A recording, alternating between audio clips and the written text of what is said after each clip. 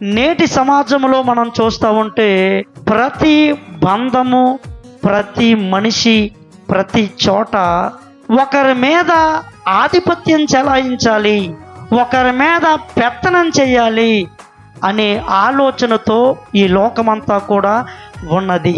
కాబట్టి క్రైస్తవులైన వారు లోకములో ఉన్న విధానములో మనము ఉండకూడదని, నువ్వు ఎవరి మీద పెత్తనము చెయ్యకూడదని చెప్పి ఇక్కడ దేవుడు మాట్లాడుతూ ఉన్నాడు. చూడండి, పెత్తనం అంటే అర్థం ఏంటంటే ఒక వ్యక్తిని బలవంతంగా లోపరుచుకోవాలని ప్రయత్నం చేయడం.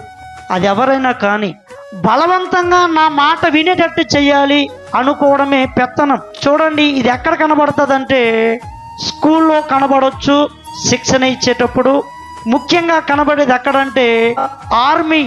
మీకు తెలుసు, మిలిటరీ వాళ్ళు ఒక దేశానికి కాపలా కాసే వ్యక్తుల్ని సెలెక్ట్ చేసే ముందు బలవంతంగానైనా వారికి శిక్షణ ఇచ్చి దేశాన్ని కాపాడే మరి సైనికులుగా వారిని తీర్చిదిద్దాలని చెప్పి వారిపైన అటువంటి పెత్తనం చేస్తూ ఉంటారు.